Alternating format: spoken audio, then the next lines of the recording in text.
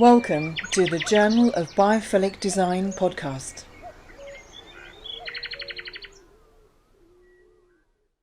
Well, we're really pleased to be joined today by Lâl Dalay, who's in Turkey. She's in Istanbul, so many thanks for joining us. She's a graduate of interior architecture and environmental design, and she's currently studying for a master's in landscape architecture. Her recent research was published on the impact of biophilic design elements on the atmospheric perception of interior space. And it's really interesting because she talks about the sensory elements of biophilic design. And I'm really thrilled to have her here today. So Lal, thanks for joining us. And thank you for your lovely invitation, Vanessa. I'm very honored to be here today and talk about biophilic design. It's such a multidisciplinary platform, so thank you. Oh, that's really nice. Thank you. Yeah, maybe if you could just start off by telling us about yourself and what your specialism is. Yes, of course.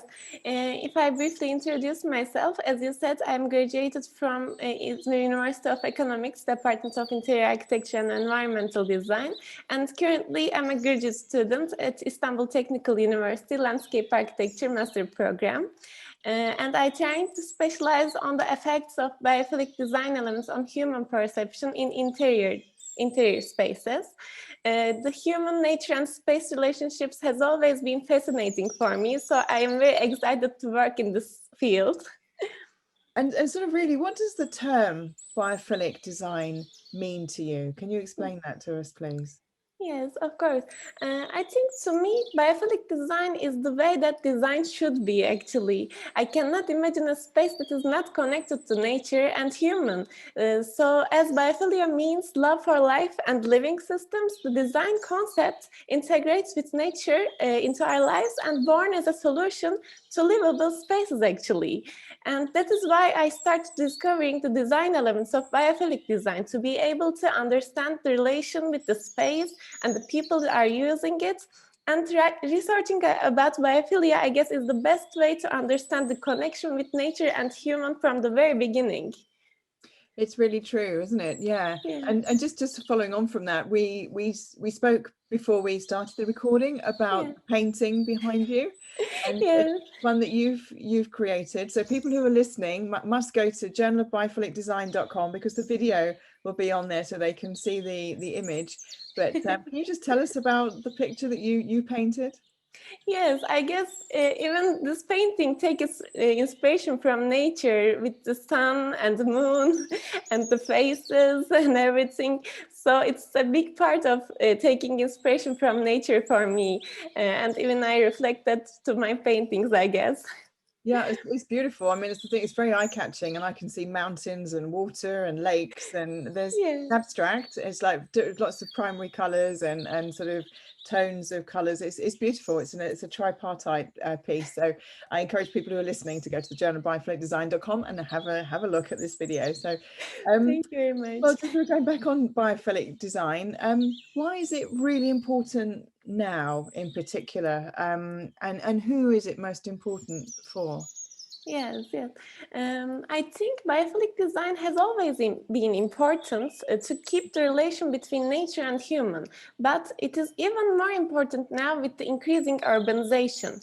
And do you know that in the conditions of the modern world, people spend almost 90% of their time in the indoors, and possibly with this pandemic situation, it's even more. And despite that, a significant number of offices, hospitals, schools, the citizens spend their daily life are actually not designed well, have no connection with the outside, or not have a proper air circulation, and far from human scale and needs. And that's why I guess the citizen is need to connect more with the nature. That's why I think it's even more important for the citizens who lives in a big cities and the crowd and everything.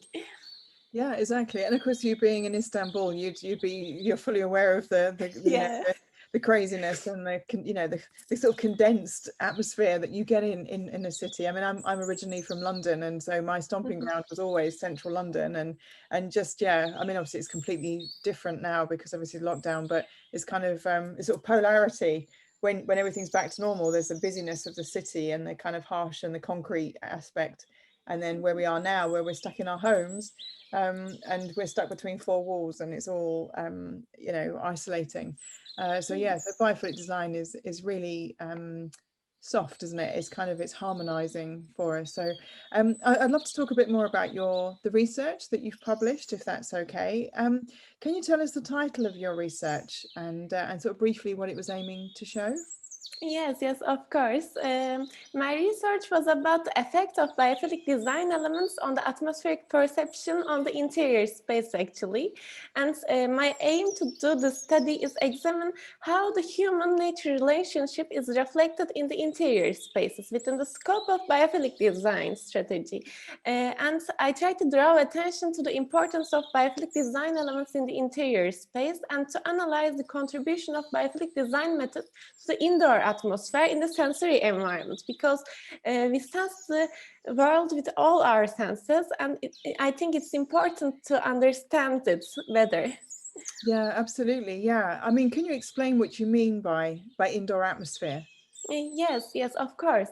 Actually, an atmosphere, the first thing that we perceive when we enter the space. We are, as humans, using all our senses to explore the world we are living in. So we look around, we observe, we touch our surroundings and sense the material differences, hear some sounds, smell the environment, and do all of them at the same time. So the presence of those all mixed sense creates an atmosphere in the space. That was what I mean by indoor atmosphere, actually.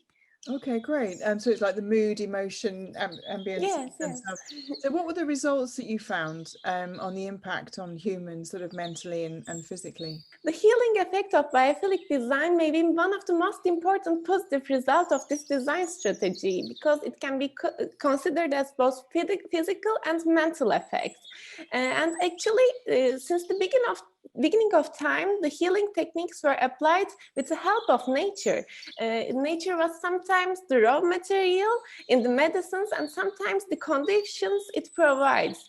For example, maybe you know it better than I do, but in the Ottoman Empire and ancient Greece, they used this nature connection with the sounds of matter or with the spending time in the nature. So it's a thing that not we recently know. It's we can see in the history, and maybe nowadays the medicinal conditions are pushing us to drugs and surgery first, but it's something that we can heal ourselves in touch with nature.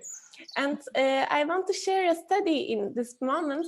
It was environmental psychologist Roger Ulrich's, if I pronounce it right, study, and it was a discovery actually that he found in 1984, and he focused in the study the relationship between the surgery, the recovery rooms after surgery, and the natural appearance in the room affect the healing after the surgery. So this much biophilic design is important for us. That is what I mean. Even in the hospital rooms, the biophilic design strategy reduced the need for medication and improved the behavior during the recovery process. That's a big deal, I guess, for biophilic design. Yeah, absolutely. Yeah, they needed less. That study, yeah, wasn't it? They needed less medication. They got recovered quicker. Obviously, time and money gets people out of beds quicker and everything. So in Yes. terms of healthcare, it's a huge economic impact as well as on the well-being of the patients. You mentioned about sort of ancient Greece. Obviously, yeah, as I Yes. said to you, my PhD in Greek, and right, yeah, I did a commentary on an ancient Greek author who was based in Turkey. Actually, was based in Asia Minor. And but I just want to say, yeah, you're right, because you had the Asclepions, you know, from Asclepius, who was like the sort of god of healing, the sort of like the doctor god, as it were. And you have his the Iatros, what's it called? There's a I've actually forgotten the name of it. Gosh, it was about 20 odd years ago, so I'm forgiven for forgetting it. But it's the symbol that the doctors have now, isn't it, with a snake going around Yes, it, yes. and actually comes from Asclepius. So, and they were so beautiful. I mean, I've been on site and in Turkey, and actually the healing, the places of healing there are so beautiful and calm, and they're in the countryside. They're surrounded by mountains, and there's water going past, and this holistic way of living, of healing yourself. I think it's really nice that you've brought that up, actually. Yeah, I should explore that some more sometime. Yeah, can you, I mean, so you in your study, you explore the sensory elements of biophilic design. I mean, can you explain what they are, and then sort of how they, how the sort of biophilic design elements affect the atmospheric perception on space? You mentioned about organic, naturalistic design and stuff too. Yes, yes, of course, I can mention that. As it defined in the literature, actually, design elements of biophilic design can be classified as plants, water, color, shapes, and forms inspired by nature, the animals, natural lighting, fire, ventilation, and natural materials. And I tried to analyze those elements in comparison with the senses, actually. And I can maybe give some examples of how I connect those design elements with the sensorial experience and perception in the space. Right. For example, let's start with plants. It is the most clearest strategies that how we invite nature in, I guess. And in the context of design, the use of plants in clusters, single, or in a diffuse forms affect the atmospheric perception of the interior space. It's not the same to use a single plant or a group of plants, and it all changed actually the plan in the interior. Oh. And another point of view is the ecological context of the plant species. It's also important way to make a biophilic design to be able to use with different species. And I think at this point, the using of local plants instead of exotic species maybe is much more valuable for sustain itself. Yes, and another thing that I want to mention about this use of plants, it's not like we are using an object in the interiors. They are changing itself. They are living creatures, and they change their colors in the spring, in the autumn, and they have flowers. They smell. We sense the plants with all our senses, and we should think and consider all the sensorial experience that we are having with plants, not only visually, but with all our senses. And it's an important thing to be aware of that while using plants in the interiors, I guess. Yeah, it's very much so. Yeah, yeah. And sort of other senses, I mean, like sound or whatever. Can you give us another example, maybe? Yes, yes, of course. Maybe I can example of a daylight. Oh, We can please. use daylight as a design element in the interiors, and it contributes to human health. The space perception is, I can say that we need light to perceive the environment we are living in. We cannot see anything without any light, and we need that vitamin D to be healthy in the environment. It's not only a visual thing that we see light and we feel happy. We need it to be sustain our health. So that's how it's important. And if we examine daylight as a design material, we can use it in a strategic way too. We can create shadows in the inside. We can use it in a diffuse way or a directly way. We can create openings differently in architectural sense, and the introduction of this daylight can be a creative thing in the interior that we can use. So we can support it with the use of color, the space organization, and use of materials. So it's a design element that I think we should consider it to use it. It's not only a window and sunlight is coming inside. It's, I guess, more than that. It's very true, isn't it? Really, yeah. And I remember chatting to Dr. Sally Augustin, the environmental psychologist, who's Yeah. also a really good friend as well. But she mentions about movement. You have like slight movement, like you get in nature, and how important that is. and just what you're picking up, what you're saying about creating shadows and things. I mean, by having a very sort of soft, you know, movement, it kind of, it creates that sort of, you know, cascade of light, or a beautiful you know, I suppose then it replicates sitting under a tree, doesn't it, in Yes. summer, where you have, you know, that dappled sunlight, which is kind of that idyllic kind of environment when people talk about having a picnic or being outside. I mean, you know, I just can't wait for picnic time. So but it's going to be so nice to just be outside and be under, like you say, you know, that sort of creating that shade, but replicating that in interiors is really important. Is there another sort of sensory element that you would like to talk about? Yes, of course. Maybe I can talk about it about a little bit better. It's Good, also yeah. an element that we can use in the interior as a design element, but it's more importantly, it's the source of life for us. We can drink it. We can't live without it. And that's how much it is important. And in the interiors, we can support it with the artificial lights, with the plants and materials, and it gives us an opportunity to experience the interior in a different way.